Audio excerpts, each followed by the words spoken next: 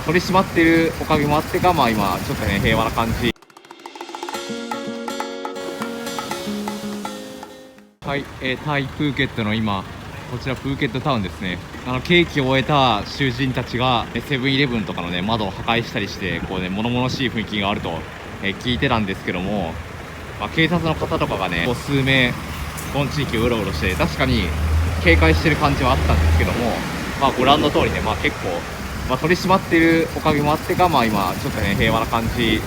にはなってるのでね、今日はねこの辺をねちょっと探索していこうかなと思います。このエリアはね全身ピンクって感じの建物がねこうずらーってこうで、向こうの方にねお寺がありますね。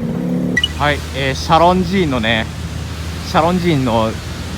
10倍か5倍ぐらいはあるんじゃないかっていうね、敷地のねとこに来ました。はい、であそこのね奥の方に見えるのがもう、出口になっちゃうので広くなかったかなっていう感じですね。これの建物がめちゃめちゃでかいからつい圧倒されちゃったんですけど、敷地は多分チャロン寺院とそんな変わんないぐらい。はい、というわけでねちょっとねこちらのカフェでねちょっとね休憩したいと思います。こんな感じでなんか壁にね絵が描いてあって、なんかおしゃれな感じですよね。じゃあここに入ってみようと思います。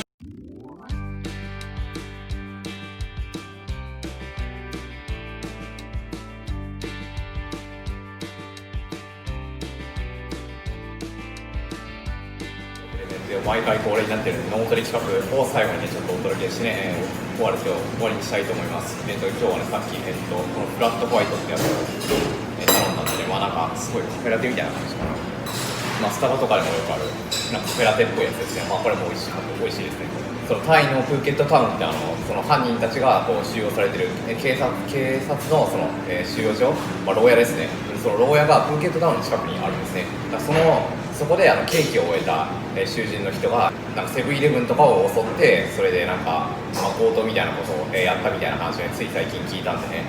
どんなもんかなって思ってちょっとジャーナリスト気分で、このプーケットタウン来たんですけども、実際は警察の方がね、ちゃんと出勤しててこうねあちこち見回ってる状態だったからこうね今は結構安全が保たれてきてるのかなっていうふうに、その取り締まりにおけもあって、そうなってるのかなっていうイメージですね。だから実際街の人とか見ても結構平和そうな感じだったんで、そこら辺はもう今は大丈夫になってきてるかなっていう印象ですね。でこういう感じでやっぱりこう過去にこういうことがあったから延長線上で今も大変なんじゃないかっていうね、そういうねこう不安ですね。こう私たちってこういう過去に何々が起きたから今もこうなるんじゃないかっていう、そういうね不安がこう過去からこう続いてくるっていうこともあると思うんですけども、それによってこうね自分がもしプーケットタウンに行くとしたら、その未来ですね、そのプーケットタウンに行くっていうその未来を想定した時に自分もなんか同じような目に遭う可能性があるんじゃないかって思って行動ができなくなるってことあると思うんですけども、リュックサックとかこう自転車の方にそのまま入れてこう移動したりするんですけど、今日に限ってはちょっとちゃんとね背中に背負ってこうねひったくりみたいなのを防ぐためにちょっとリスクヘッジした状態でちゃんと行くと、その事前知識は入ってるから一応対策はするけど、その対策した状態で向かってみるっていうことをやることによって、その不安を若干抱えつつも前に進むことができるっていう、そういうことができると思うので、あなたもねもしかしたら何か不安があってつまずいてこう前に進めない物事があったとしたら、こうリスクヘッジを取りつつも、不安はゼロにはならないけど、リスクヘッジを取りつつも前に進むっていうことをやると今の状況をねこう打開するきっかけになると思うので、ぜひねこちらを考えるきっかけにしていただきたいなと思うんですけども、で脳トレ企画、いつもだったら4週間目にやるんですけど、今日はちょっとね、入れ替えでちょっと3週間目にやるんですけども、その動画の概要欄に詳細貼るんですけども、とある方、本を3分冊ぐらい読んだっていう方のね読書家のブログに書いてあったんですけども、頭を良くするためにはこう脳の緊張状態を長く保つのが秘訣だよっていうふうに書いてるんですね。未来と過去ですね。未来の過去から不安を感じると、でその不安を感じている状態で、じゃあ今は何をすればその不安をある程度減らして前に進むことができるかっていうことを考えてみる。これをねできる限り長いこと考えて、私はその死刑の話聞いてから今日ここに来るまでの間にこう1日2日ぐらい経過したんですけども、その間をね脳の片隅に考えながらその YouTube どうしようかなっていう形でこう今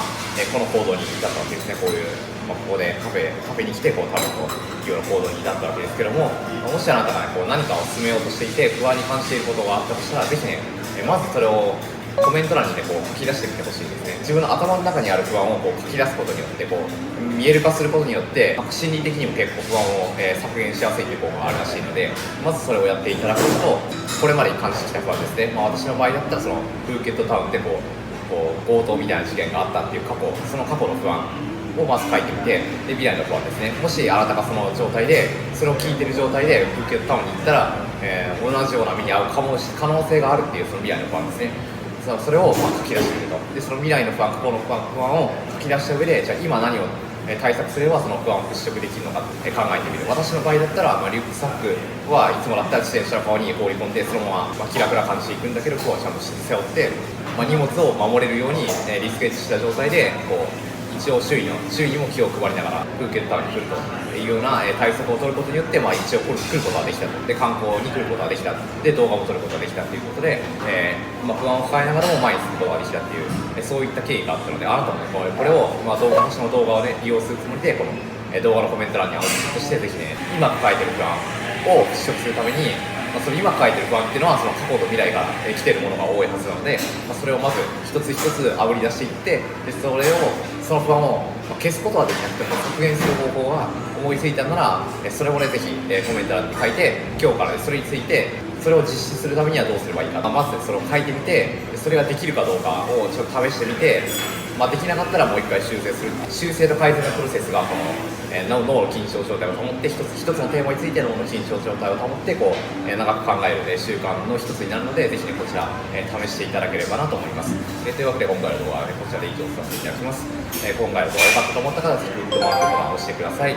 自宅に見ながらでも旅行気分を味わえる動画に加えて、こういう能力開発もついでに行っている動画になりますので、こういうのに興味ある方に届くので、ぜひグッドマークボタンを押して、そういった人たちを助けるつもりで押していただければ幸いです。またですね、YouTube チャンネル登録されていない方はぜひチャンネル登録しておいてください。毎週日曜日ですね、サザエさんの時間に更新しているので、その時間帯になった通知が届くので、そのタイミングでご覧いただければと思います。というわけで今回の動画は以上となります。ご視聴いただきありがとうございました。